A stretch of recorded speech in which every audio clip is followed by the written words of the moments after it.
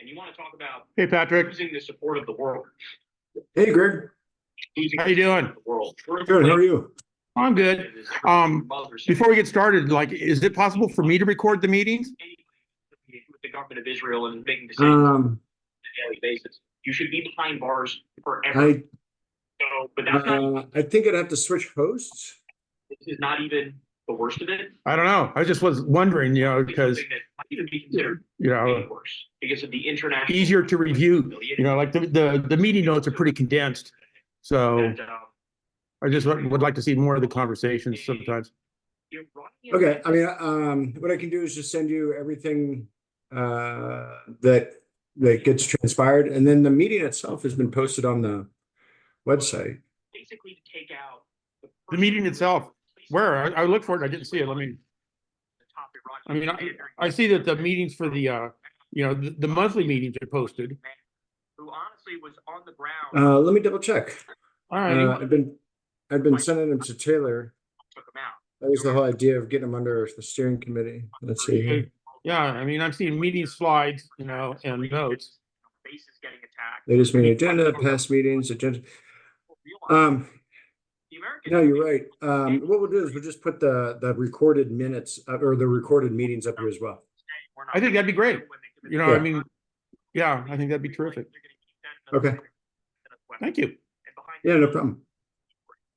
And so they, again, on purpose. Nice day, huh?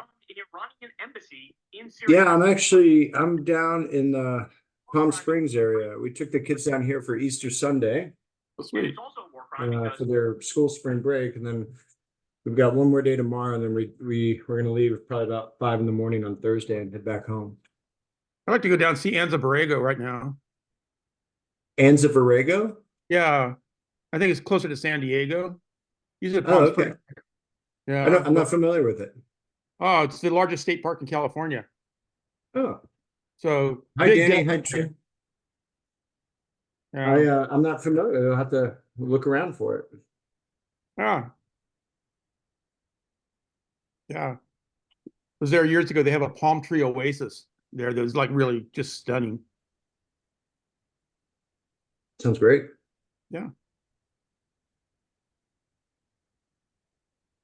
Oops, that is what I wanted to do.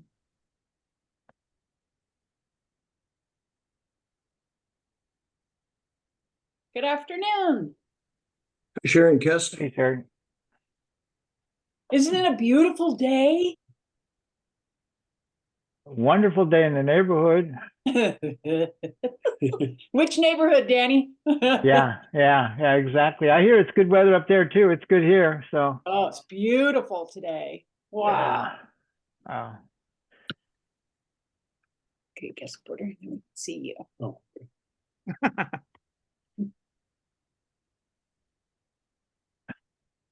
We're not hearing you, Trina. If you got mute, there you go. That'll help. And then we can hear what you're saying. All right. Well, hello. Well, hello. I'm actually sitting out on my front porch, and so if you hear some birds in the background, that's why. Oh, good. That nice little tweet to go on, yeah. Yeah, the meadowlark's been singing here. It's wonderful. Oh, you know that the meadowlark is for the Maidu, mountain Maidu, Poseidon Maidu, we consider that the first sign of spring.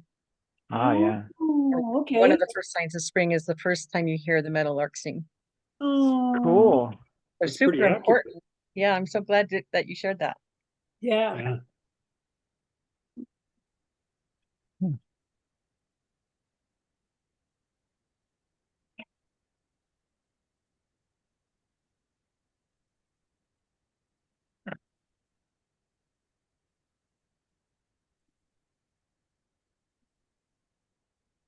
Yes, it's good to see you both. I thought I had seen an email that there was another meeting, so.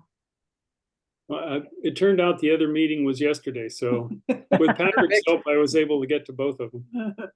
Though we're actually trying to be retired, so we'll get to these meetings when we can, but when things come up, we're going to try to just go and do them instead of feeling obligated to come to meetings. That's a good thing. Mm-hmm. I think so. I kind of wish I could be like that. Well, the last couple of years, it's felt kind of crazy with meetings, so we decided maybe we need to be retired again. Yeah. Yeah, but thanks for all your guys' work. Our pleasure. Always. My pleasure. I'm not sure about Sherry's pleasure. Oh, my pleasure too. Hi, Matt. I think you're muted, Matt. Hello, everybody. There he is. Hello, Matt. 6. Shelby's here.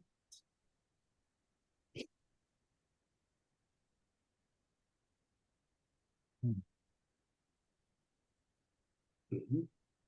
All right, well, with that, it looks like we'll have enough to get started with the quorum. I know that Kaylee had texted earlier and he said that he probably wasn't going to make it, but we'll see who else comes on board. But we could at least get the meeting started with a quorum.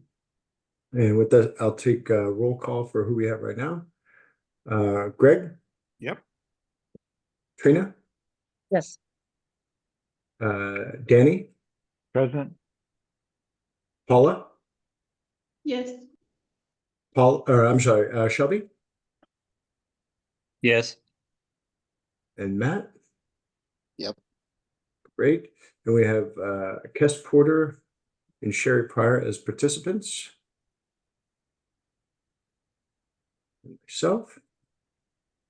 And with that, may I have a motion to approve the agenda, today's agenda?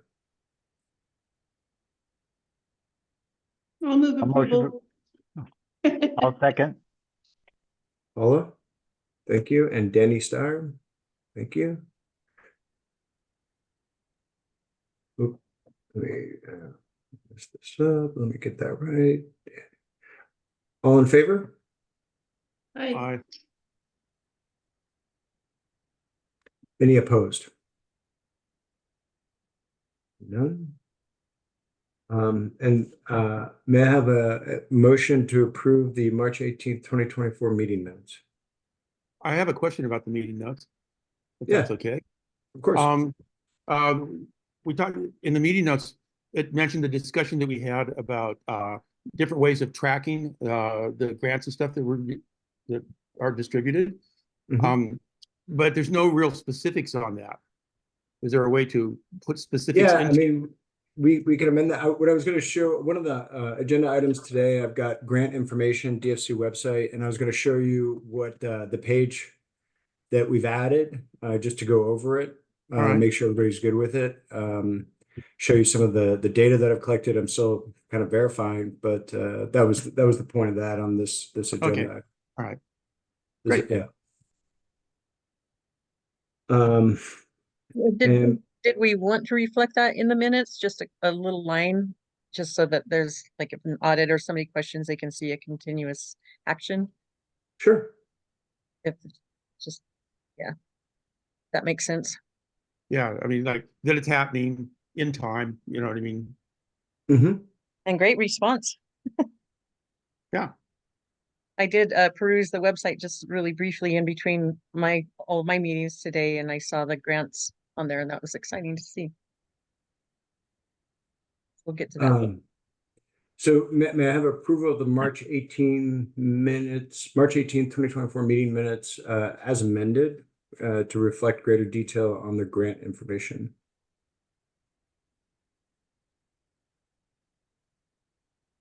Greg? And a second?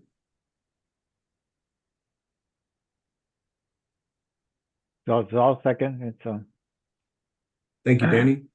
sure. All in favor? I wasn't there, Patrick. Okay.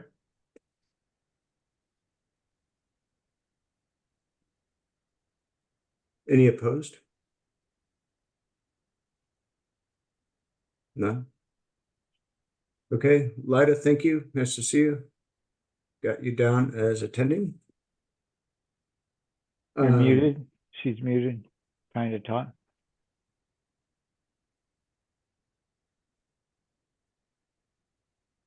There you go.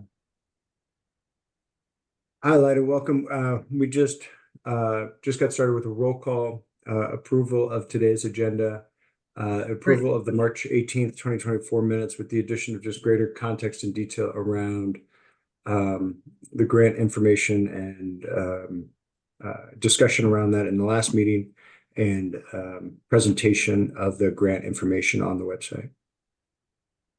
Great. Any public input from our two public attendees, Sherry or Kest? Oh, you're muted. Yeah, now you can say it. Okay, no, we don't have any input today, but thank you anyhow, and thanks for the invitation too. Yeah, no problem. Okay, so we'll move on to the DFC coordinator update. I was going to talk a little bit about the April 20th meeting. So I will not be present at that weekend. I have my military duty that weekend. However, in the past, when I came aboard, there was a practice of steering committee members each month sort of taking a rotation to present and run the meeting. And I was curious if we wanted to kind of kickstart that back up and just come up with a rough schedule over the next several months of who wanted to take a specific meeting. Like Danny, I know you mentioned that you'd be out the month of June. And that's fairly common. I get that for travel and whatnot. So, but if there was something that made sense to you, or that if there was a month that anybody wanted to take to lead at the community meeting, it's another opportunity for people just to get to know steering committee members. So first off, does anybody want to take April? Because that would be very helpful. I And can if do not, April, Patrick. April, Paula, thank you. Yeah, because Okay. Nature Mate's gonna start and I won't be there during the summer. Okay. Great. Well, that solves one problem. That's great. Thank you. Would anybody like to present in May? I will be there for that meeting, but just to be the person who just kind of introduces the presenters and so on and so forth. Yeah, we have our tree planting thing That's right. Saturday, Yes. so I'm out. Mhm. Which day in May is that? That's the day I think of your Valley-wide yard sale. It's the 18th of Oh, May. 18th. Okay, yeah, yeah. I'd say I can't do it then. Are you going to be wrapped up with that, Matt? Yeah, I'm going to be busy with that.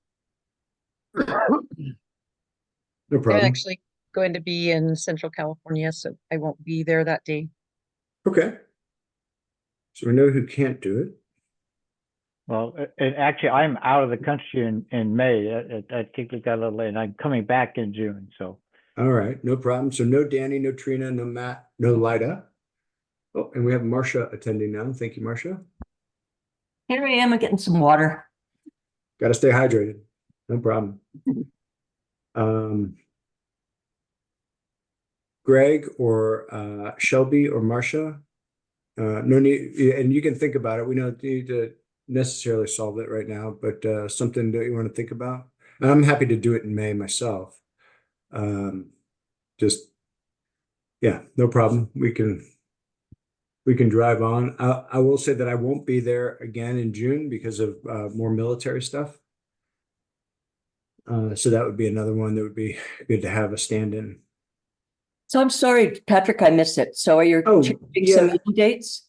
Just looking for to see steering committee members that may want to present at the community meeting on the third Saturday meeting. We've got Paul lined up for April. Okay. May right now is available, and as is June. But like I can also do May. I'm not opposed to it at all. Just didn't know if somebody wanted to jump on it, but I'm happy to do that. I can do May. You can do May, Marcia? Oh, sure. I haven't done it in a while. Great. Okay, Marcia and May. And then any takers for June?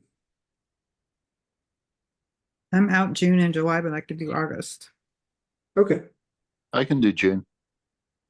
great. Thanks, Matt.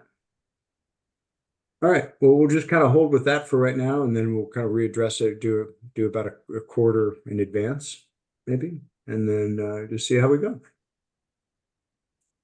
All right. The other item under here, schedule of presenters and contributors. I'm trying to, Taylor and I were talking about isolating, if there's a right time of the year to get certain presentations so that we can actively pursue those organizations. Because right now it's, we advertise it, we get some folks. So for this particular meeting, Feather River Resource Conservation District is giving a brief. There's also a brief from Tyler Pugh on the Master Infrastructure Utilities Plan and the group that's working on that. And then there's also going to be a brief from the Recover California folks, again, on the housing grant that's underway. So those are folks that have reached out to us specifically for this April meeting. And then Paula, did you say, oh, you said that Nature Mate's forthcoming, so that would just be a busy time. Okay. Correct, yeah. So just wanted to kind of brainstorm a little bit about having, using that sort of same sort of quarterly concept of being able to identify organizations or groups that we'd like to hear from. I'm gonna, as we get down to it, we talked about the organizational summit last today, but that's another piece that I was going to talk about to the folks there, is that if there's ever an opportunity throughout the year that they'd like to brief folks on things as it relates to their mission and goals as it relates to recovery or community recovery. But just wanted to kind of throw it out to the team here to see if there are any thoughts around that. I like that, Patrick, and for me, I'm not really apprised of like what's happening at the local CSD, or if there's any movement with the planning department and how plans are being expedited. And it can just be a really brief update. And so like when you talk about Tyler, the master infrastructure plan, I don't understand what that encompasses. And I've had some conversations with Ross McCarthy from the architecture group that was up here with the still figuring it out. And so we're actually working on doing something, some planning, integrating MIDU architecture and design into their process. So those things I think the community is really interested in. And like, when are we going to get hookups? How much is it going to cost us? What's the process there? Or anything like that is helpful, I think. Sure. I'll reach out to the CSD and Adam Cox, or maybe a board member, to see if they can present at some point. They can do it in April, that's great. And we might have to kick it till May just so they could have a little bit more time to maybe gather the information that they want to discuss. But yeah, got that down. So CSD, and then planning, are you talking about like from Tracy Ferguson, just kind of? Yeah, and I know she's been attending pretty regularly, but yeah, just like, what are the updates with the planning department and how that affects, and maybe even like what I know a lot of people who had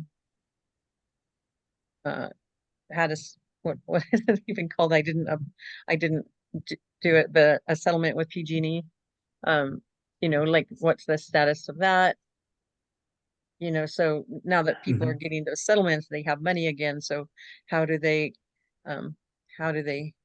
if they haven't started the process of rebuilding or want to rebuild, just some little something, because some people I think are just really overwhelmed with the idea of rebuilding. Yeah, sure.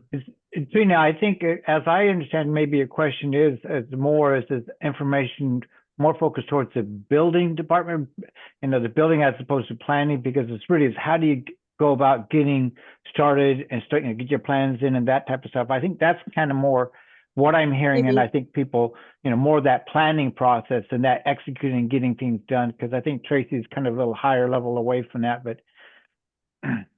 Yeah, I do have a follow-up with Mike Coelho, who's the new building department director. And when we had hosted our contractors piece in January, Mike he had only been in the director's role for 2 or 3 weeks at that point, and he just wasn't he was still kind of learning his role as the director. And then I saw him again in February and again in March. And so we've had plans to make plans, but I'll definitely follow up with Mike. He said he had, some materials that he'd like to share. And I think I just need to be the squeaky wheel on that, and just see if he can, get whatever he has to share, shared. So yeah, thank you for that. Has anybody else had any thoughts about, or did you ever see somebody present in the past that you thought it might be nice to hear from them again?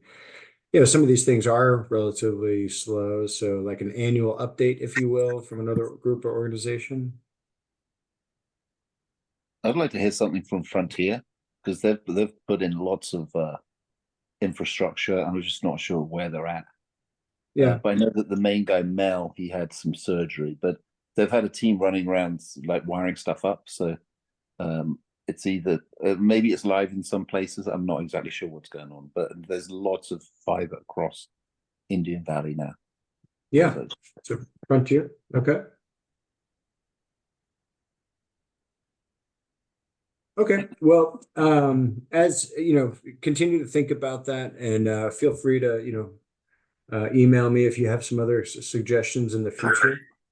And we'll continue to kind of, have a little bit of a kind of a chart almost, just so we can plan these a little bit better and just get the information that people desire. So, a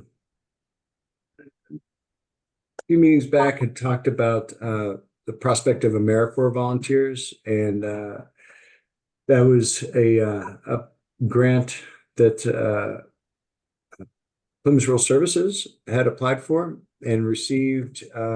So, and Paula, you can help me out here because I just want to make sure I got this right. So it's 9 AmeriCorps volunteers that are coming for 6 weeks, but then it looks like there may have been an opportunity to extend that a little bit on the left side. So they're going to be finished no later than the last week of July, but it sounded like they might be able to come a little bit earlier. Is that correct? They did have that possibility, but the project they were working on in Boise did end up coming through for them. So Okay. they will be here during the original dates, and I think we actually have 12 coming. Oh, 12. That's great. Yeah. So the AmeriCorps volunteers, we've worked to connect them with a variety of different groups or organizations of kind of service level roles that they can do. So they'll be helping the Fire Safe Council work their pieces around defensible space and whatnot. I believe they've also got some days lined up with the Feather River Resource Conservation District, who's going to be joining us for this meeting for their brief. They are going to be a neat sort of part of this program is that they're also to engage in the community that they're in and not just sort of check a box. So they're going to link up with Kest and the museum folks for at least a day of work, but then also Kest was kind enough to offer an Indian Valley history. So on the front end, when they arrive, we have a little bit of an orientation established for them to learn about the community that they're serving, get to meet some of the people that are in the community, and then they can experience things. One of the event sort of markers that we have for them is to help with Gold Diggers, as well as the July 4th festivities in Taylorsville. And then there was one other. There was Gold Diggers, the 4th of July. I thought there was one other, but yeah. So it's a nice program. They're between the ages of 18 and 26. And so it's supposed to be built around kind of a little bit of a symbiosis. They're helping us, but we're helping them as well. They have fairly standard hours that they need to fulfill, 8 hours a day, 40 hours a week type of thing. But that's a lot of work that can be done. So yeah, that did get approved, and that'll be forthcoming here in June. for their participation in and around the valley and a couple other places in Plymouth County too. So it is definitely focused on fire recovery, community recovery in the valley, but they may be doing some work with the La Sierra Food Project in Quincy. We tried to see if they could help out down at the fairgrounds, and that's kind of back and forth. I think that there's factored in some days that if things go awry with whomever they're scheduled with, then we have an opportunity to fill their hours and their much needed work with other folks. So it's a neat program. So I had a question on how are they housed? Are they independently housed, or is there some sort of housing that some in the valley is providing? Yeah, good question. So they'll be staying up at Copper Creek Camp. And that was one of the grants that was provided for the maintenance of 6 cabins up at the Copper Creek for volunteer organizations to be able to stay. So they'll stay there for the duration of their time here. And they have their own transportation, which is good. And the key thing here is that just to make sure that they're, well supervised and they're well connected, after action from their regional coordinators, that sometimes they just get sort of like, oh, go talk to Trina. You know who she is, and she'll put you to work, right? That's not really what they're looking for. They're looking for like a connection with the organization of the people that they're working with and for, and that it's a positive experience throughout. So, yeah. Awesome. So, yeah, looking forward to that. Is the museum still on, Patrick, to get some of their services for weeding our lot? Are we still on your list? Yes. Okay. Yes. Yep. Great. Yep. And then we've got some inclement weather opportunities too, so they can still work if there's something that they can't do outside because of weather or some other reason. We've got a short list of administration things that they can help with. So we've got these sort of like wild card days, wild card items, just to make sure that they still are able to fulfill their hours, but also help around the community. All right. The next item. So a few weeks ago, we did a mock intake event for the Recover California, which is an Office of Housing and Community Development at the state level, with regard to the Community Development Block Grant Disaster Relief Housing Grant.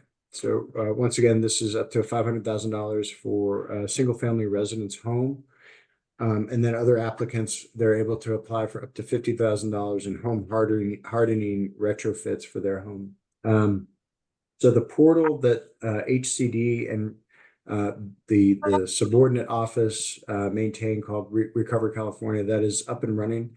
We've sent out some information via email and Facebook on that. And then also I sent some basic information to the Plymouth Sun to be advertised there so that people can access it if they see it that way. And then good old fashioned hard copy flyers.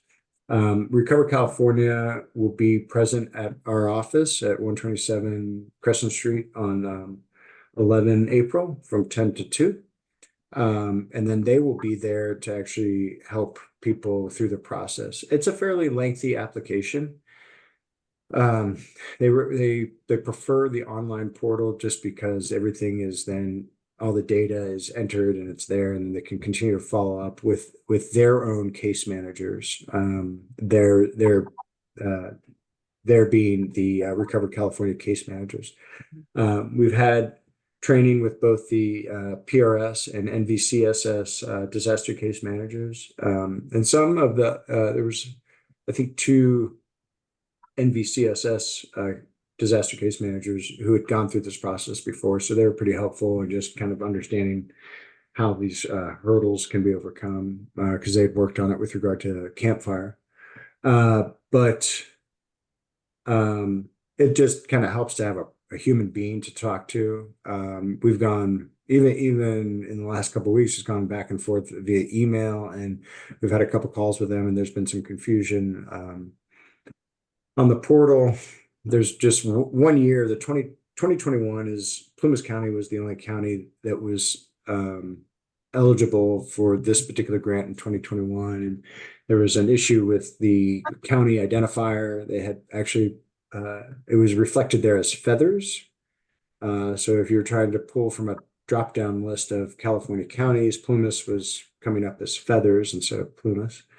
So that made it difficult right off the bat, because if you put in your county, if you don't see your county and you don't click on it, then this banner pops up that says, "Oh, you are not eligible." So I think there was a little bit of a turnoff for people that had applied, or they looked into it and they didn't see Plumas. So we contacted the office to have that corrected, and either it has been done at this point or they were working on it. They are also recommending for appointments for this intake. So they've provided a phone number that people can call to schedule an appointment during that 4-hour block of time. So those are the things that we've been kind of coaching around this event. And then at the Patrick? Oh, yes, ma'am. For that, is that possible to for the online portal for people that are comfortable doing that? Is that something we can also put on our website, or is that a different process? Yeah, no, I mean, I definitely. So the people that came to the mock intake event, we verbally told them that. I mean, I had my laptop up, and then I had an extra one, and we popped both those up so that if, so that myself or the other DCMs could help with the actual portal and use our machines to do that. So that's another piece. I'll make sure that that's clear to more people. But that's something that we shared, is that anybody can come into our office, and I'll be happy to sit with them. If they don't have a DCM, I'll be happy to do it with them, or their DCM can do it with them, and I'll provide a laptop so they can do that. That's what we were doing with one family, so that they had, because they were without full-time electricity and an internet connection. So just to kind of make that process easier, there's also a hard copy application that can be filled out longhand that we received as well. But yeah, we'll make that clear. One of the facilitators of this at Recover California, her name's Brittany. She'll be giving a presentation at the community meeting on Saturday, the 20th as well, just to provide more opportunities for people to apply. I think Trina was also saying, will we provide a link from our website to that? So I think so. I put a separate heading, Recover California, and I believe the link is in there, but I'll double check. Okay. Thanks, both of you. So there's this underneath programs and resources. There's kind of a smaller text over at the left of the website that says Recover California All right. Housing Grant, and I believe that the link is in there, but I'll double check. All right, great. Do you know how many people have applied, Patrick? So we did a call the other day with the housing and community development people, just to talk about the community engagement piece on their end. And I think up to this point, there had been 5 for the housing and 1 for the home hardening. So that's another reason why we're kind of trying to do another churn on getting the information out. And to, the point that I brought up to the HCD folks is that if people had tried to apply and they were stymied by that the question 2 is identify the county that you live in. So they could have gotten as far as putting their name in. Then the next question is, where do you live? And if you didn't see, it's not the weirdest thing that somebody wouldn't have made the connection when they saw feathers, right? So I was a little frustrated with the people from HCD, because they too were asking, how come so many people haven't applied? And I said, well, your portal isn't portaling. So not inviting, yeah. So I think we might see more applicants if it can facilitate what you're asking. So, Patrick, is there some way to advertise just what a great giveaway that is, so that more people will jump at it? I would think they'd be just clamoring to get a free house. Yeah, I'm with you, Kes. I think we're just gonna, just keep on it. I mean, get as much engagement out as possible. The HCD folks, they're trying to do the same. So yeah, I mean, it's something that's been discussed since August, and now in real time since, really January February, as the how to apply. We did a training actually at our site, did the mock intake. The disaster case managers who have people that will more than likely be able to take advantage of this program have been doing a verbal connection, a verbal description of it. I think, I'd like by the end of this month, as I'm looking at the calendar, I think we'll get a much more accurate assessment after the intake event and after the community meeting, where our numbers really are, and the functionality of the portal being able to work. Yes, Paula? I just wanted to mention there's a fair bit of contractual language in going through this portal with some pretty clear expectations of who owns this home. And I know for our DCMs and the people that they've worked with, it's turned some folks off. For example, who owns the home? You can't turn it over to your children. There's been some language that people are a little unclear about and unsettled about. So I think if HCD can give more clarity, that would be helpful. A lot of these are longtime generational homeowners, so there's some concerns there for sure. Yeah, and that's like we had an issue with just questions overall, and then then you go and kind of jot down your questions and email, and then it just takes days, or in one case we haven't gotten an answer back, so that's giving that person pause on what they want to do. So it's just and when it comes to the financial questions, there's so many different variables with each different person.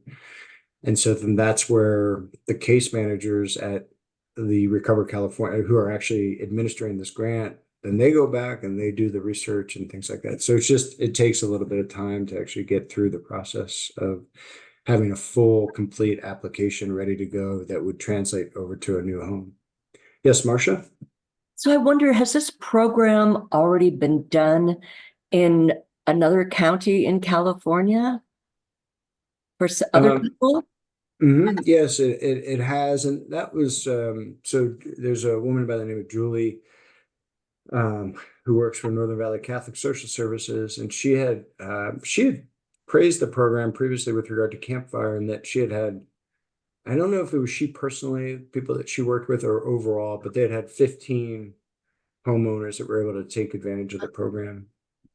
So as we were learning more about it, that was just kind of a basic metric that Julie had shared with us. That would be a nice article in the paper and the Plymouth Sun to have somebody interview one of those people and say, this is what I did. This is what happened, and this is how long it took, and this is the outcome. Here's my house. Yeah. And then people would go, wow, look at that. That's pretty cool. I'll follow up on that and see if that's something we can put together. That'd be good. Thank you. Thank you, Marcia. So yeah, I hope to be able to share some more, and I'll keep track of the actual numbers of people that come on the 11th. Just so we have a better idea of at least people that were interested in it, that I can share that with you all, and we can kind of go from there. Any additional questions or comments on that right now? Yeah, actually just listening to that, Patrick, 15 houses for the Campfire and 5 for Dixie doesn't sound too outrageous. It's disappointing in a sense, but there again, if they only had 15 for the Campfire, they're bigger.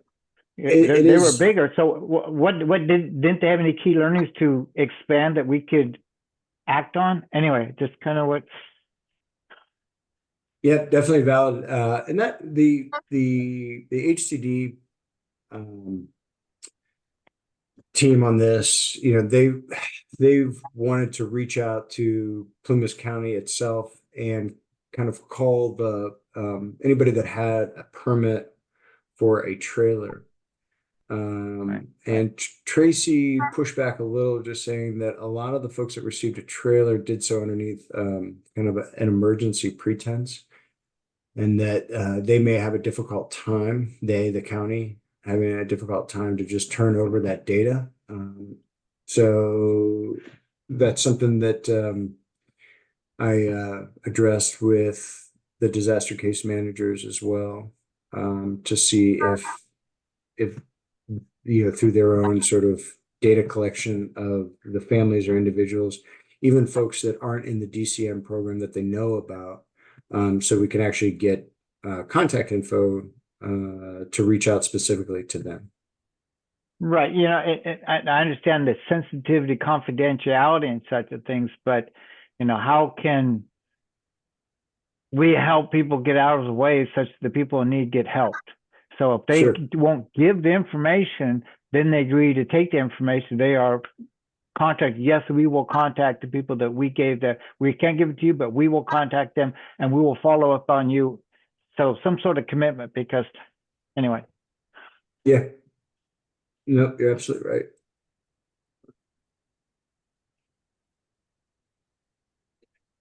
All right. Yep. Continue to kind of scrub our opportunities here. Right.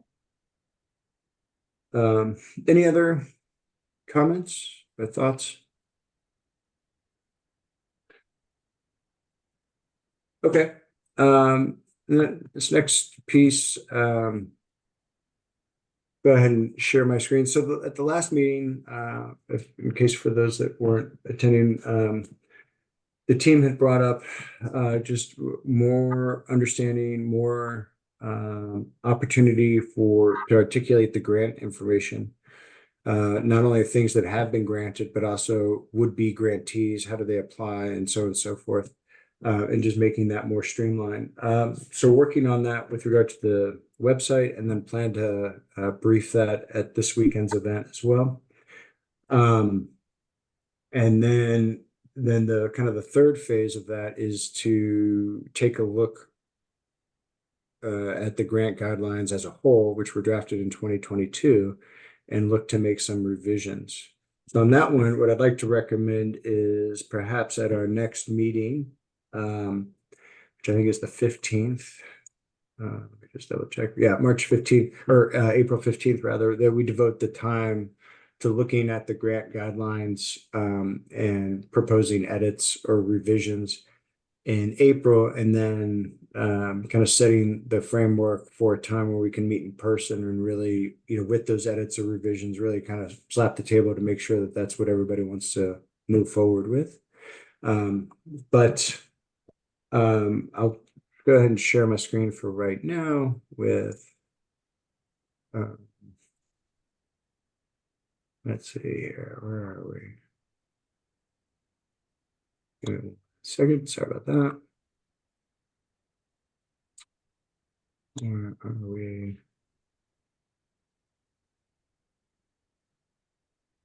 No. There we go.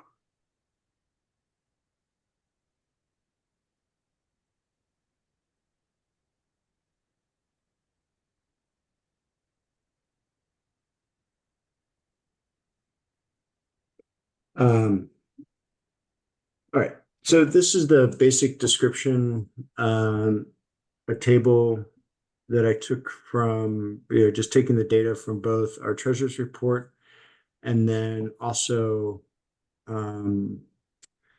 the information on the North Valley Community Foundation website. And I think, what I was trying to do here, Taylor and I did some messing around, was to be able to make it so that we can edit it in real time so that it doesn't become too clunky. And I'll kind of shoot right now. Can you see the website? Yes. Okay. Over on the left, added a new page called grant information. So if you click on that, that table will exist right here, where you see this site is under construction. So that table will be embedded there, so that as we make changes to it, it'll reflect along here. There will be a little bit of like a scroll that you'll have to do, And I'm trying to make it small enough so that it just all reads right here in this frame. And I'm still playing around with column widths and whatnot. And then right here, this tab goes to the grant guidelines right here. And then this tab goes to how to apply. That's great. But these are all the things that we can, like, this is just what it takes you to now, but, you know, as we amend or revise, I mean, we can change this. You know, one big thing would be to really go and take that at Plymouth Bank off, Community Foundation of Northern Nevada, the Almanor Foundation, the Red Cross, because I think it's really just down to North Valley Community Foundation and Dixie Fire Collaborative. And then obviously update the year. And then this is where, you know, this is where the nitty gritty starts to just revise and update where you all want to be now. But here's our grantees on the left, right here, the amount granted with a total. And then I added in these rows right here with the committed funding as it relates to anything that was, you know, getting prepared for granting or loan, and when it occurred based off of what was in the grant system. And then the overall total, this column here, B, is just, you know, just a sum of those overall totals. So that's the general layout that it would be, with both the guidelines and then how to apply underneath this heading over here. And this table, once I make an edit to it on the main right here, for whatever reason on the website, it's updated automatically every 5 minutes. So there's like a 5-minute lag to it, but that's, you know, pretty current. So that we can make real-time updates to it.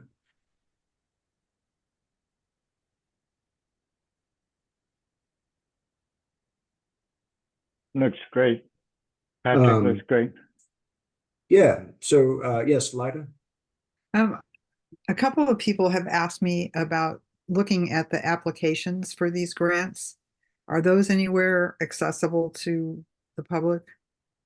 Yeah. So at this point, it would be you're going to the grant information on the left, and then click how to apply, and that's the main application right there.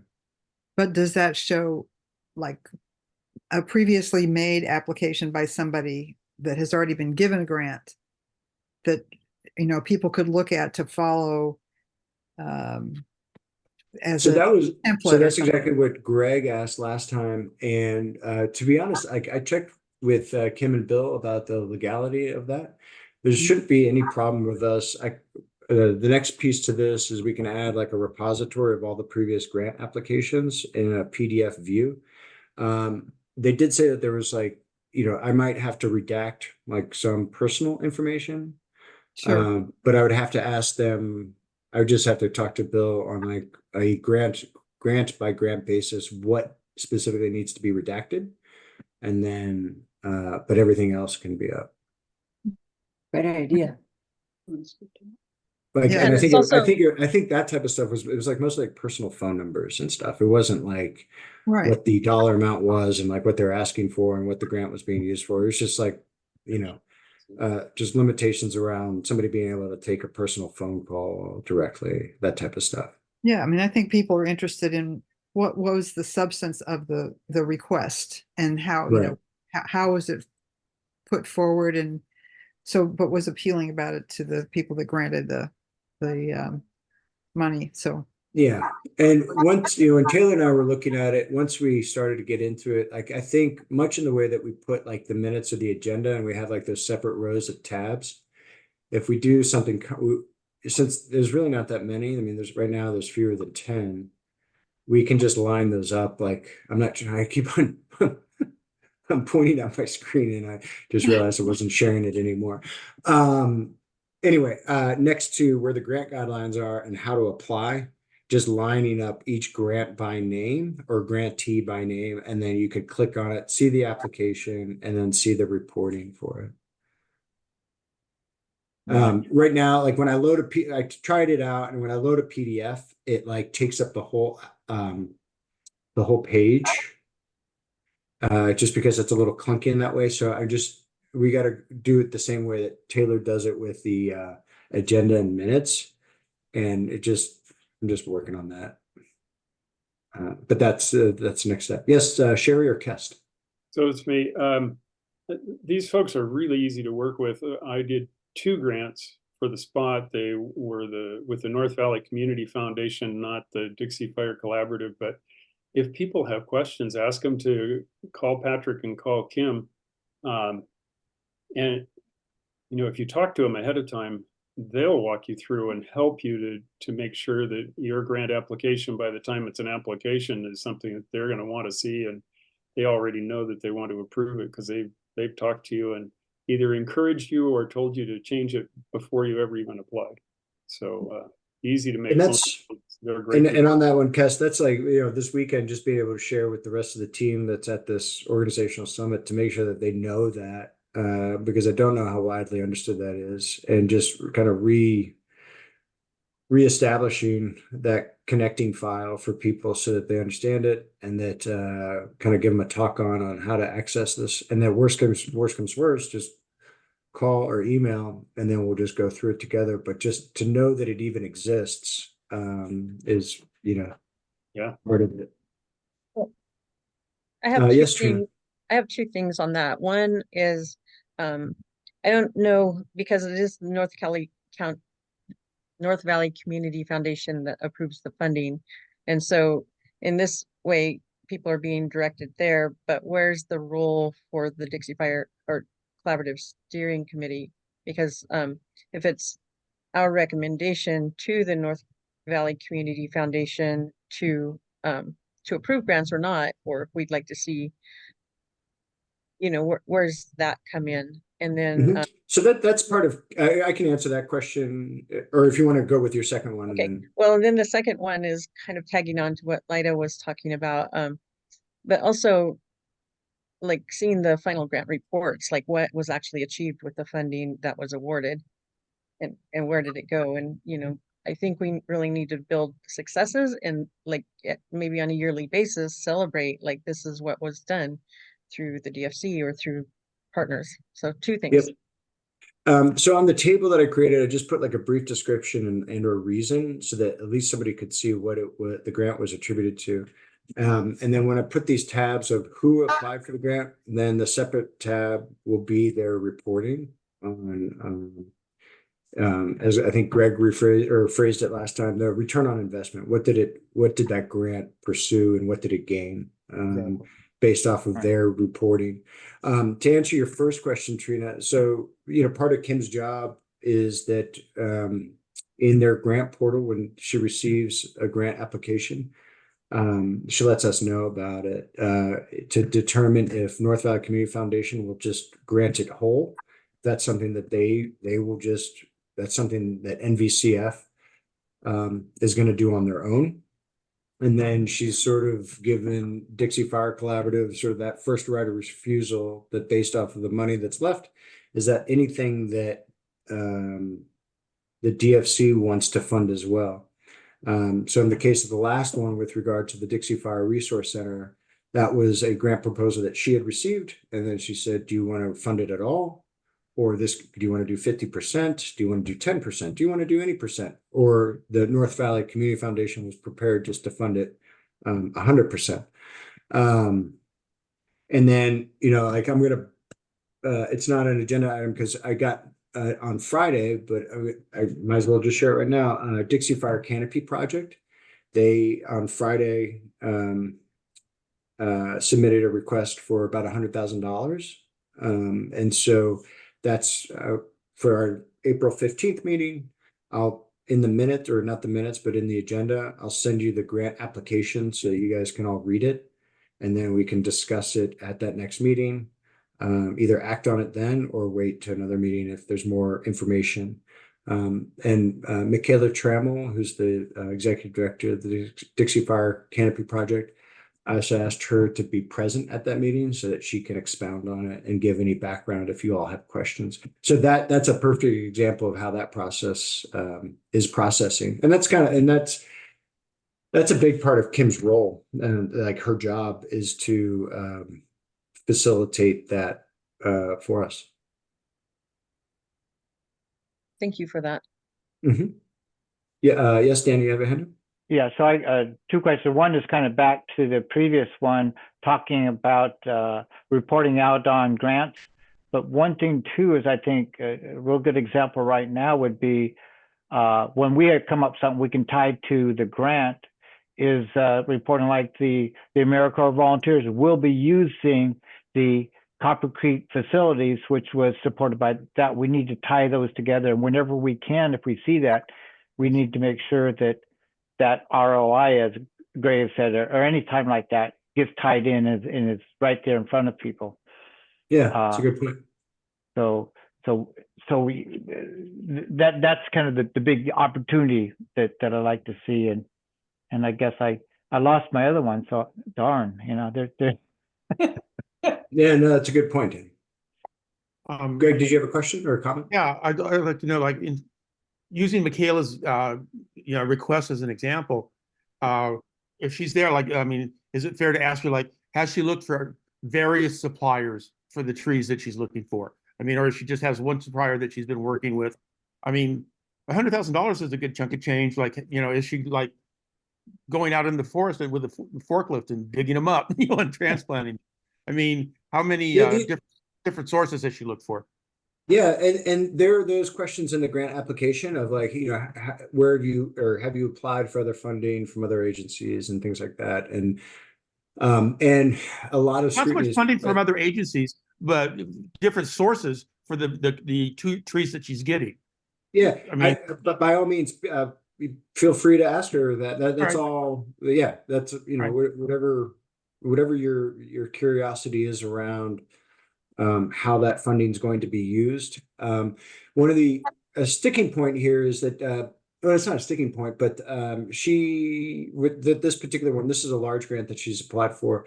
And she had previously in February applied for a small grant. And I've just been communicating with her just to provide a basic budget for that. So she provided that last week as well. For a small grant application. And so we're going to ferret the two of those out, the small grant and the large grant that are coming. But I'll print both of those out as like a PDF and send them your way in the packet for the next meeting so everybody can read it and, jot down any questions you have. And your question, Greg, yeah, that's a fair question by all means. And feel free to ask whatever you're curious about. And as we talked a little bit about, the process last time of focusing in on consistency and just validating how the money is going to be spent. Yes, Dan. So on the process, and this is the thing that wanting to look at is if we could get those documents at least a week before, so we can review them, and that we sit down and say, I'm not prepared, and I could even believe that I'd be prepared to make a full decision that day when it's presented to the entire steering committee. I think we should say, as a policy, we won't make a decision until the following. So we have a reading basically, and any decision will be after discussion amongst themselves, and then at the next meeting at the earliest. That's just kind of an idea. I think that's something that Rush brought up in previous discussions, some desire to go in that direction. And I think that's a fair recommendation, and we could definitely do that here, and then maybe hold off on like a formalized vote until the guidelines are redrafted, just to. I think that's it's up to you guys, however you want to do it, but we could actually write that into the new grant guidelines, and then unless it's time sensitive, which most of them have not been, with the exception of the one from the Resource Center, that there's at least 2 meetings of deliberation, one to receive the grant application and then yet another to act on it if at all. Something along those lines. Right. So that's kind of the direction that we're heading in the short term. And then so with the exception of the Dixie Fire Canopy project, at least grant application review in the next meeting, we can devote the bulk of that time to the grant guidelines as they are right now, with proposed and recommended changes to at least introduce and then kind of get to a point of certainty, probably in the May, June timeframe. If that works for the team here. Yeah. Okay.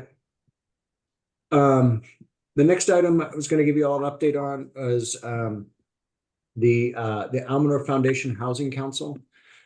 So the Almanor Foundation, they've been looking at housing kind of countywide for the last about a year and a half. And they went so far as to hire LMNOP through Tyler Pugh on as a consultant to kind of work and analyze the housing data in the county. On the 22nd, March 22nd, from 4 to 6, the Almanor Foundation, so Judy Chenoweth, who is the president of their board, and Tyler briefed kind of the scope of what they're looking at. So one component is kind of the nuts and bolts of a recommendation that they have using like standard lots in both Chester and Greenville area for how one might be able to have a primary dwelling, another dwelling, and then an ADU, trying to maximize not necessarily multifamily residences, but single family residences that have opportunity for rental income and so on. So that was one component of it. The other component is that in the long-term vision is that the Almanor Foundation shepherds, they've got a small committee right now, and that's what they've been operating with around housing. And to be honest, I don't know how long that committee has been established. I think at least a year, maybe 2 years. And they would like to spearhead a housing council on behalf of the county. So that was another component of them gathering folks on the 22nd. Is having interested parties, folks that want to be on the council to help from sort of the grassroots level amend or revise some of the housing scheme for the county. I can tell you just from the last several months of looking at housing, in our county's general plan, it identifies a few goals and a few entities that are responsible for those goals. And in a lot of ways, it's our Plymouth County Community Development Commission, which is right down there on Main Street in Quincy. And when asked about them, I think they're all nice people, they're all good people, they're doing their best. But when asked about some of the goals that they have set out, they basically said, hey, you know what, we're really busy, we're probably never going to get to those. So one of those goals was brought up, a first-time home buyers assistance program. This is a program that this town of Paradise utilizes to try to help folks purchase a home back in Paradise. That was a plan that the Plymouth County had identified in 2019 that they'd like to do. And then when asked about it of late, it was kind of like, we weren't able to do it because of COVID. We weren't able to do it because of the Dixie Fire. And we probably won't get that off the ground, So, the read on that is that they've only got so many people. They're a little bit exasperated with just their normal scope, which is a lot of what they provide is they work the Section 8 voucher assistance program on behalf of the county for low-income housing.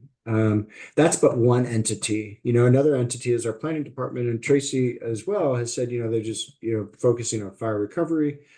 And so on and so forth, that there's a lot of housing aspects that are just difficult to tackle internally within the county government and departments. So the Almanor Foundation, because of its kind of mission as a community foundation of where they started in 2017, this was something I think that they had initially started to focus on, and then they got, rightfully so, they veered off to do things around Campfire and then eventually Dixie Fire. And now they want to kind of get back into the saddle of what it is that they formed as a community foundation to do. So the Housing Council is something that they want to develop. Greg, you were there. I don't know if you have any thoughts or comments on those pieces. I thought that was interesting. I thought that there was the devil's in the details always. I certainly had some questions about it. I read the email that they sent out today. And a lot of the considerations or questions that I heard weren't mentioned in the email. So that kind of is, I don't know. And I was wondering if there's anybody else working on a plan. Is this the only plan that we've got to look at, or is there? Yeah, I don't know, to be honest. I don't know a lot of people that are focused on that specific. So independently, I know that as a like a problem statement. So the gentleman that I was sitting next to is the CEO of Seneca Hospital, and they have identified it as a problem because in their new facility they've set aside 2.5 acres so that they can build units for incoming staff, because they recognize that they don't have they don't have the housing stock in Chester to bring in or to fetch new staff for the hospital. So they on themselves were going to create their own housing development to provide housing for staff, like traveling nurses and other, not just doctors, all the other folks that it takes to run a hospital. So he was kind of like, wow, okay, so somebody else is thinking about this, because they were also already thinking about dedicating 25% of their 10 acres directly to housing. I know that it's come up, so not in Indian Valley and Almanor Basin area, but PDH down in Quincy is concerned, and because they're building their skilled nursing facility, same thing. They're having difficulty thinking about where they would put skilled nurses. Where do they live? The college, I don't know where they stand on it. I know, this is more anecdotal. I know that they've talked in the past about difficulty. The student housing has always been a problem, but they themselves are in a little bit of a bind with how to attract new, professors, instructors, et cetera, with limited housing in the Quincy area. And then the Forest Service was the third. So yeah, PDH, FRC, and the Forest Service have all indicated, that they're sort of scratching their heads. But to your question, Greg, I don't know that anybody has, other than saying like, man, like where we're going to put people. I don't think anybody's really like had an idea yet. Yes, Matt. So, I mean, the problem's kind of economic, right? The cost to build a house is whatever, 800,000. And if you build an ADU and another house next to it, I mean, maybe that's 1.5 million, right? And it's just very difficult to justify spending that kind of money when if you can rent it out for 1,000 or 1,500 or whatever, that economically it makes no difference. So either there's two things we have to do.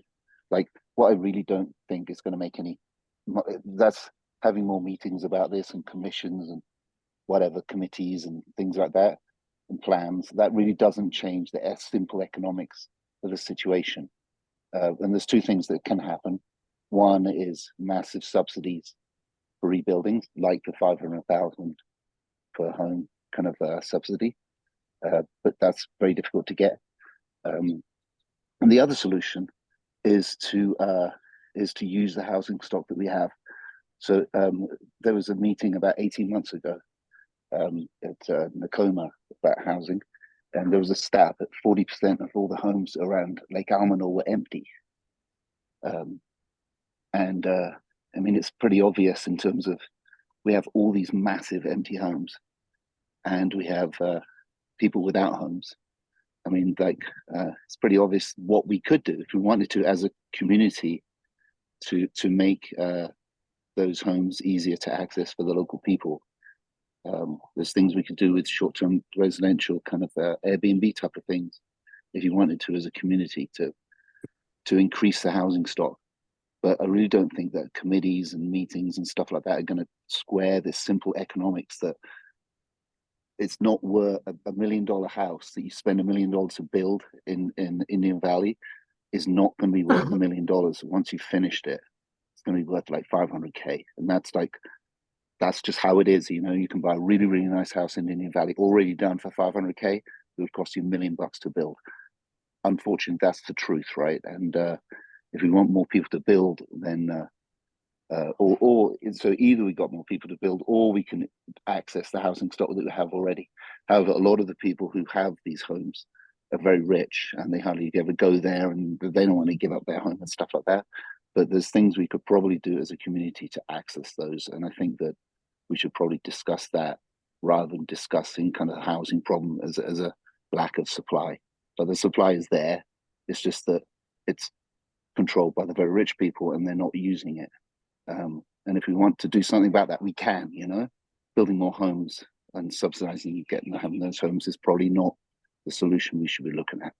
Yeah, and Matt, your point was not addressed right there, but just in small group discussion, because there's an interesting sort of contrast. If you look at Lake Almanor area and Grey Eagle, if you pull our 2020 census data, which is on the county website, it'll show you the vacancy rates, right? So the amount of homes that are in a specific community, and then the vacancy rates. And so if you look at certain areas, you'll see a vacancy rate of like 87%, or you see a vacancy of 77%, very high. And those are attributed to communities that have second homes in them. The focus of what the Element of P team was working on is quote unquote the missing middle, right? So if you're a young family and maybe you don't even own a home yet, you're a family of 3 or 4, and you're looking for a starter home, something very comparable to what the Greenville Rancheria is doing right now on Main Street is like they built a primary home. They have an ADU and a garage, right? So they'll be able to rent both of those out, and that's on a 1/7 of an acre lot, and they have all the standard setbacks and things like that. So the Greenville Rancheria actually kind of moved out on this. I guess to answer Greg's question, the Rancheria isn't necessarily looking at it holistically, but of just what they had available to put up a rental home. So they have a 1/7 lot, 1/7 of an acre lot that they're putting 2 dwellings on plus a garage, and it's almost done. So that's kind of an interesting piece. But with what you're talking about, Matt, and that was really what Tyler and his team are looking at is how do you finance it, how do you construct it, and how do you manage it in the long term? And so they're positing different ways to do this. There's a number of fire communities in both Oregon and Washington who have they started to use land trusts in the way that like a land trust will own the land, but the starter family, the family of 3 or 4 in their late 20s, 30s, they buy the home, and then they own the home, they build up equity, so on and so forth. And then it's an opportunity then for them to buy a more like long-term traditional house that, might be, I don't know, the conventional American dream, right? So it's like, instead of living in that first, you have this opportunity. It's kind of like a gateway to that next longer term home. But anyway, for the rest of the team here, one of the pieces, the springboard pieces of this conversation was to send out the materials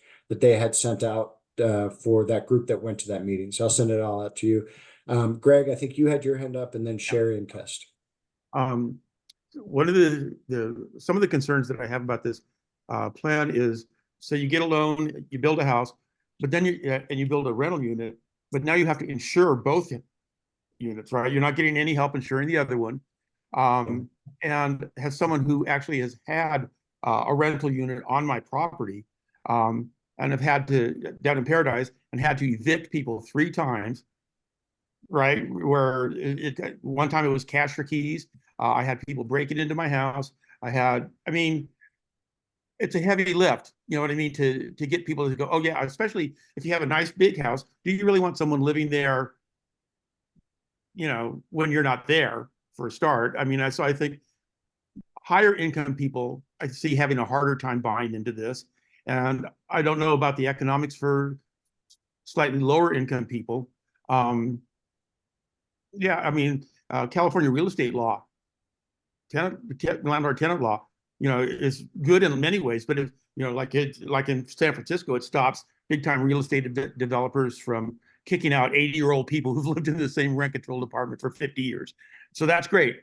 But my experience has of having an in-law unit, a 600 square foot in-law unit, I wouldn't do it again personally.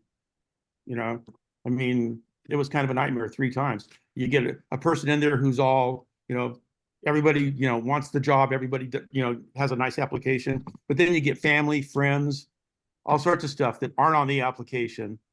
And like in my personal situation, which doesn't apply to everybody, it was really kind of a nightmare. It wasn't worth the money. It wasn't worth the trouble. You know, I wouldn't do it again. So. Yeah, these are all additional factors and things to think about. Yeah, absolutely. Sherry or Kest?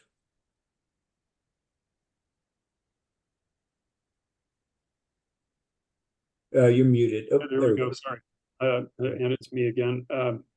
So I feel like a broken record, but when I hear Matt talking about the $800,000 to $1 million house, certainly you can spend that much for a very nice house. But I will continue to point out that Indian Valley Construction with Todd Boncchio is quoting $250 a square foot for a basic house with basic finishes. So it doesn't have to be a $1 million house or an $850,000 house. Shop around. Yes, So, Danny. Kess, Yeah. sorry, So- $1 million so was, so just talk about that.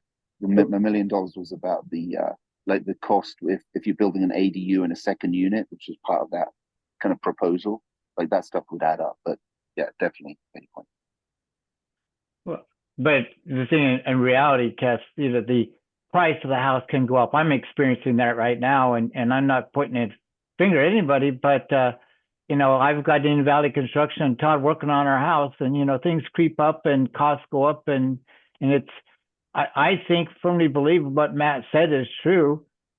What the cost to build our house is going to exceed what I can turn around. If I was to sell it the next day, I would not be able to sell it for anywhere close to what it's costed to build it. It's going to be exponentially larger to build, more costly to build than just what I would get out of it.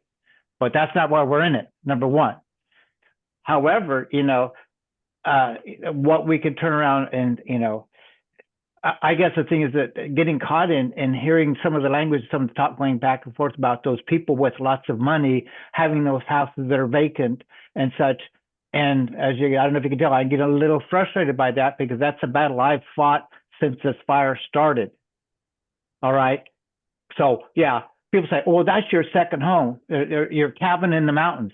And you know, my carotid already starts to throb, and I start to get very frustrated by this because Trina, it's my ancestral home. It's really, that's what it is. And I have a right to that. And so what if I busted my behind somewhere else and worked? But that was, you know, I was born and raised in that house in Greenville and everything, and I have a right to be there.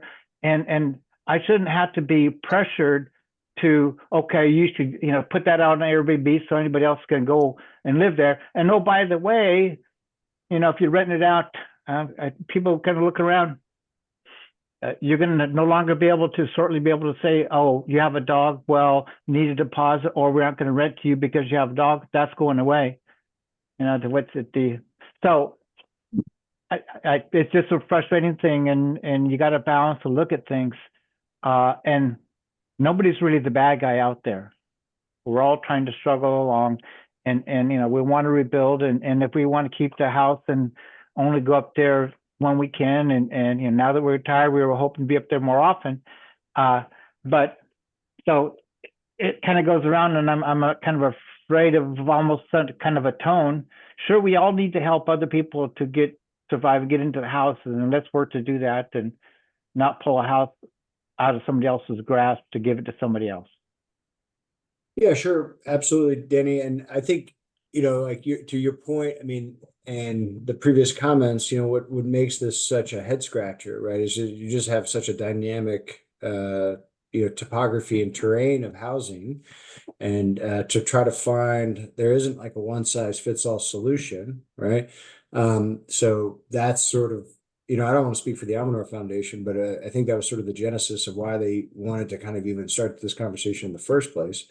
And that, you know, for a would-be new resident, particularly like, you know, if you get located in Plumas County because you work for Caltrans or the CHP or the Forest Service, any number of the public jobs, or even the school district being able to attract, you know, younger families, younger teachers, right out of college that have, you know, student loans to pay and things like that.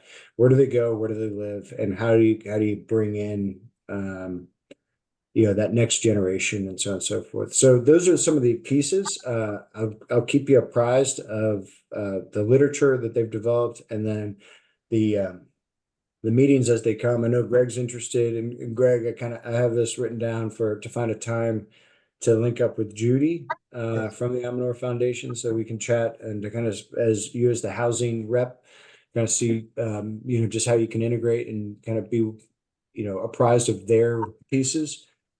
And then we'll just continue to share out this information. And as it piques your interest as an individual, by all means, please follow up with those that are working on it. And, you know, I mean, a lot of these things, whether it's housing or anything else, they're iterative processes, meaning that people come up with an idea, they throw it at the wall, see if it sticks, right? Because there are dynamics and there are things that have changed over time that to, you know, develop concepts and plans off of, you know, older or out of date conditions and environments may not work this go around. I think it's great to critique and have dissent and all the things as people bring up these ideas to kind of spark that innovation and have a group of people that can, you know, form a potential positive plan as it goes through that churn. Yes, Trina. I'm unmuted this time. So kind of along that lines, like this is a new thing that the Almanor Foundation is doing, and it's a need beyond Dixie Fire, but made worse because of Dixie Fire. And so it would be kind of good, and I think the county and other people may have an idea, or maybe people in this group have a better idea. You know, Paula, you've been working your agency with different people, but like is the Almanor Foundation really taking on housing, and are they kind of staging themselves to be kind of a go-to platform for that? And what kind of support would they need to do that, or, you know, kind of things as people are responding to the community needs. I think there's a lot of stuff and movement going on that has my head kind of spinning, like, wait, what are they doing and how does that fit? And so having some sort of maybe even having the Almanor Foundation be at one of our presentation or at one of the DFC meetings as a presenter, like, this is what we're doing. But for me, I'm really just trying to get a pulse on who's doing what and what authority do they have, how are they structured, are they able to apply for funding, and how does that support the whole community, and how in return can the whole community support those efforts. I do have a certain sense of frustration, and I think that's part of what I was getting to in my last comments about consistency and stuff. It's like, if we don't need to duplicate things, and if somebody's putting a concerted strong effort somewhere, that reserves efforts of us or other people to focus in other areas. And so I guess I do have a sense of frustration right now, just because there's a lot of moving pieces that I don't understand, and maybe it's just me. And then also, just to put it out there, I'm very engaged in water issues, and so I'm working in a lot of water stuff, and that'll come to the DFC at some point, if it needs to, if it's really applicable. A lot of mine's at the state and legislative level right now, but you know, there's a lot of people doing a lot of stuff, and it'd be helpful to get more of a pulse on what that is. And even, you know, just going back to like the spot in Greenville, and like Sammy Pryor had purchased that place across the street with her own money, and actually paid with her own money to put PG&E hookups there so that it could house multiple food trucks. And so now she's in a loss because the spot was developed to do the same thing after she'd already started that. And so it's causing a real financial hardship for her because she invested to be able to provide that as a service, but she's paying for PG&E hookups for five sites and water hookups for those things. And so that's, I guess, maybe one example of a duplicative thing that really didn't support somebody across the street who was already doing that thing. And so if we go to housing or anything else, I think we really need to look at how that affects other people or ways that we can work together. Sorry, that was long, but Yeah, and all the more reason with Greg being kind of nested with what they're already establishing, and the Amador Foundation is a separate entity, and they have their own mission and scope, so they can, if they Whatever want to they want. analyze, if they want to analyze, if green is better than blue, they can do that. But I think that's the thing. It's just to kind of understand it, and I'm happy to provide any information as I hear it, or they provide it, just so that people can read up on it.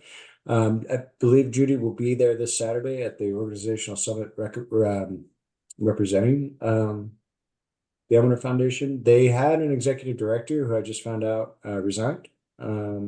Sally Eldoran was her name. She was only on board for a couple months, if that. It was just, I think, I don't know why she was on, to be honest. From what I heard, and I have a really close connection to the Almanor Foundation, but I heard that, like Keston Sherry, she realized that she really preferred retirement. Yeah, nothing wrong with that. It happens. So there's any number of groups. I mean, that's what, like Firewise, if between the Fire Safe Council, the Firewise, and the Underburn, I get confused in a second on who does what and why. And then, I was educated that RCD only does stuff post burn, whereas the Fire Safe Council does stuff pre-burn. So, heaven forbid you talk to two of them in the same sentence. There are, to your point, Trina, there's a lot of activity, a lot of people doing a lot of things, and it just, sometimes you can unravel the yarn and see where you're at. So, but we'll get more information as it relates to what the Almanor Foundation is doing. Yeah, and as far as I'm on the board of directors for the Plymouth County Fire Safe Council. So if you ever want to know more about that, I'm more than happy to explain what I know. Yeah, that'd be great. Yeah, work closely with the to Rachel Werman. She sent Daryl Webster to give a talk, and I think they're like kind of on a 6-month cycle for when they have news and information they want to share with us. But yeah, they were very forthcoming, very helpful, and they seem like nice people. So anything else on specifically the Amador Foundation's Housing Council? Okay, I'll keep you all updated. RSF working groups, community profiles and spotlights. So that was, we did got into a cycle of doing the last Friday to meet with the recovery support function folks. What's come out of that is with regard to the comprehensive county plan, there will be these opportunities to talk about each community affected by the fire, and then also different groups and organizations that have been either involved, in the county prior to fire, during, and then after. So that's the community spotlight. So we came up with a not short list of about 40 to 45 different spotlight entities, and that's a good thing because that's additional partners and things of that nature to just have involved in the recovery efforts. And then similarly, just figuring out what the community profile will look like to be able to kind of tell the story. A lot of this information is being cobbled together so that it can do exactly that, tell a story and be able to help at different, governmental levels, whether it be, not a hard one at our local level, but at the state and the federal level. So we have just a standardized, comprehensive document that people can resource that has data in it, but then also has kind of qualitative information that really kind of helps scope, what the issue of the fire was, the obvious things notwithstanding, but then what the long-term, less obvious pieces are to help tell that story and to help garner future support in any way that we can. The other thing is that the county also needs to have this, right? They need to have this report drafted. So this helps in that in just the raw data and information. And then it sounds like they're going to go with a team, like a consultancy team, to help put it all together, draft it, do the graphic design, the copy, the actual copywriting, and narrative to some degree, and then kind of go through a draft process. So that's what took place at the last RSF meeting. And so we'll probably just keep these going, probably at least until June, I think, to get some headway. That's what I would suspect. And I think even Tracy had mentioned as much, and then we'll kind of go from there to see what the requirement is moving forward after that. So that happened last Friday. Any pieces on that? Okay. Yep, and still planning for this Saturday, the organizational summit. I'm gonna send out yet another reminder. But it sounds like we should be good. I haven't looked at the weather. It's almost better if it's not a nice day, because I don't want anybody to be upset that now that spring is springing, that I'm taking away a nice day from them. I think it's supposed to be low 40s and cloudy on Saturday. So we'll see. Maybe that's a good day to be inside. But as opposed to, being out like outside on the front deck like Trina is right now. Yeah, that should go. And once again, up front, going to share 25 or so minutes about the Dixie Fire Collaborative to include you all. Just talk about some of the things that we've been talking about, going to the grant process as well, so that people are at least apprised of the who's who in the zoo and who to contact, even if they don't know or they're having difficulty with the website. And then, so that's a little bit of that time up front. And then sort of give into sort of the situational analysis for each group and small group discussion type opportunities, really honchoed by Giovanni Terceri, who we hired for this. So Giovanni and I are going to just sync up on Thursday just to make sure he's good on all the timelines and whatnot, and he's ready to go. And then, we'll just see how it goes. I'm optimistic. I think, at a minimum, if we get a lot of folks in the room who are interested in their thing and they can talk about it for a little bit, that's, right there, that's a pretty good objective. And then we have these other items to help sort of capture that and really help them identify what they're doing well, where maybe they need some help or challenges that they have. And then really how the community, how different organizations can help one another to achieve those objectives. And then, of course, there's funding, and that's something that would come back to all you all if somebody's really in a tight spot with their funding.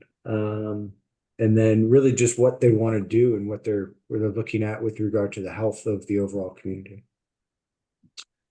So that is those are the coordinator updates for this go round. Are there any questions on that? Pat, what time does it start on Saturday? 9 a.m. 9 And that's a.m. in to the Taylor 3:30. School. It's actually it's at the Greenville High. It's at the library. Okay. Inside the high school. Yes, Marcia. So I have to play for a memorial service up in Chester now from 10 to 11. So I'll come as soon as I'm done. I hope that works out. It does. Yeah. And there's been some folks that have emailed me saying that they can't stay for the whole day. And that's quite all right. It's good to have some participation as opposed to none. So thank you. And it's a worthy cause, Marcia, for your day. So thank you for making time for it. Yes, Lida? Still the same question. I cannot come this weekend. Wondering if there is the online option. I will set that up. I got to be honest, I don't know how effective it's going to be because there will be like small group discussions and some of it won't be en masse, like where Giovanni or myself are presenting up front. However, I'm happy to set that up, and to the degree that you can participate, you can. Okay. And we'll see it, and this will be a good proof of concept for other iterations of, if it's not this subject matter, if it's other sort of more focused meetings that we may want to have to see how well it works. You know, Okay. where it's not just sort of like information passage, but it's like there's a back and forth, right? It's participatory. Yeah. But I don't, I mean, that's kind of the direction that we went with the RSF meeting last Friday. I mean, was that better? You weren't at the first one. The first one, No. I'll take full responsibility. It was awful for anybody that was on Zoom because, frankly, we didn't realize how many people were going to show up on Zoom. So then in response to that, I kind of set up more microphones, the camera, so on and so forth. Did it work better for you? I wasn't there Friday. I never got a note. A week ago? I A was week there ago at the Friday? first one. I thought you were there on the 22nd, March 22nd. March 22nd. Yeah. I had you down. Yes, I was there on the 22nd. I thought you were talking about last Friday, the 29th. Oh, no, ma'am. No. No, ma'am. Okay. Yeah, I'm sorry. So yeah, a week and a half ago. But how effective was that for you when It was you were- great. Was It it? worked. Okay, It worked well, yeah. good. Well, we got at least one satisfied customer. That's what I like to hear. Okay. Yes, Danny. Patrick, I have just a comment in general on invitations. So when you sent the invitation out for the meeting, today's meeting, the invitation is that you probably shared a meeting off of Google or something. Google Meet. But then it shows that there's a link here, join with Google Meet, and I'm going, wait a second, but I thought we were on. So I clicked on that and says, no, that's not right. So I had to go to your second email that had the actual link to Zoom because we use Zoom. So I'm just kind of pointing out that there's that whole thing that shows up. People might be thinking that they can use Google Meet to come to the meeting, but they can't. Yeah, thanks for bringing that up. When I created the calendar invite in my own calendar, it automatically sets up a Google Meet, unless I turn off that default setting, which I'll do. Yeah, I figured, I said, this doesn't look right. We don't use this. So then I went back and saw the other link. So yeah. No, thank you for that. All right. And since Taylor and I share our Zoom profile, I'll work on, no worries. We'll figure that one out. Easy enough. It's easy enough for me to at least turn off the Google Meet thing. Yeah, I just want to make sure because there's some people that have had problems in the past getting to our community meetings, and I don't know what link they end up with or whatever. But I guess we always be people who can't. But I just want to make sure we're doing everything we can to prevent errors or some kind of providing extra confusion. I'll just say. Sure. Okay. So we'll go around the horn with committee member updates. Danny, you're in my top left here. Do you have anything that you'd like to update the team on? I'm trying to, well, unlucky. Okay, all I have is we made another $6,400 of interest. So that was posted from March, and I'll have a more rounded out report when it comes to a week and a half from now. But there's slight uptick there. Only another $800 out, so it's really no real big change, I guess, as far as funding. Could you say that dollar amount again, please? $6,419.41. But okay, great. Thank you. And sure. Lida. Nothing to add. Okay. Thank you. Marcia, do you have any updates for the committee? Not really, except they're putting their flooring in our vinyl today in our house. Congratulations. Yeah. Bit by bit, getting closer. Well, thank you, Marcia. Greg, do you have any items that you'd like to update the committee on? No, I'm good. Thank you very much.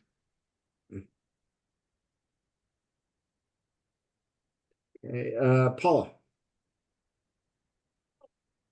Just a couple things. The Resource Center will be working with Crescent Country on the monthly Saturday morning markets, and we'll be doing giveaways as the center's preparing to close down in August. And our DCMs are really working with folks to get permits in as we get prepared to demobilize by the end of August. Okay.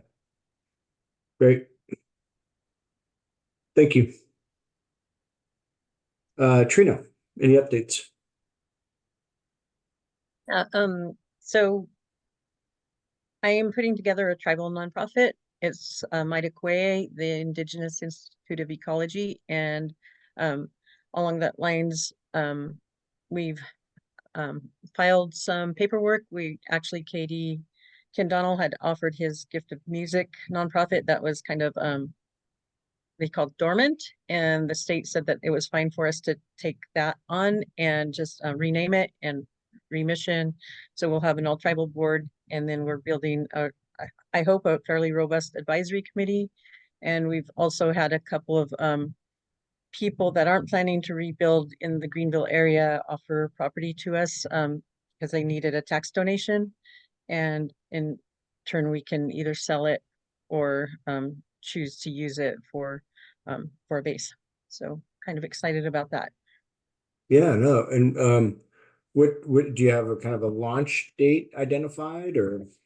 Not quite yet. We're still we had some attorneys go through, and we're doing kind of a non-colonized type of bylaws, and so we're still finishing the bylaws, but I'm hoping my sister Dina had actually applied, did the application process yesterday and has been in contact with the state, but I don't anticipate the turnaround time being as long because it's an already existing nonprofit, and that's current on it's not in default on any payments or anything. So I'm hoping that within a couple of months we'll do that. And in the meantime, the Elmanor Foundation has said if we need an umbrella, they're willing to provide that. I'm hoping that we can stand on our own more quickly. And this really kind of feeds into being able to apply for funding and help support more engagement in the rebuilding of Greenville, and also at the tribal level, you know, to create a stronger platform to include more language and architecture and other factors that I've spoken to in the past. So that wasn't forthcoming, not due, you know, we just needed to do it. So, and this is something that I've given thought to for about 5 or 6 years. So it's not something that it's just something that I've been putting in process and laying out for several years. And I think now's the time to do it. Well, congratulations. Here's to new beginnings. All right. Thank you. Matt. So we broke ground on the hotel renovation. So next thing is we're going to be taking all the asbestos out and lead paint and all these things. So that's going well so far. And the yard sale should be a really big one this year. So it's Friday the 17th of March and Saturday the 18th. And I say it's going to be big because until now, participants have had to pay $20 to register to be kind of on the map and all these things. But this year we're doing it all for free. So hopefully we can get a really good sign up, get lots of people on the map and make it a really big event. Yeah, that's my updates. Yeah, it's great. Well, hats off to you and congratulations on the hotel. And don't forget to wear a mask or some appropriate equipment for Definitely. both of those hazmat, exactly. Definitely. But Right. good luck. What's the date of That's the a big yard sales undertaking. again? Is it Pardon? April? The dates on the yard sale, Matt? May the 17th and May the 18th. So Friday, Great. May the 17th and Saturday, May the 18th. Thank you. So everyone try and get all the stuff out of your closets. I know you've all got it. It's all there, hiding, all those goodies.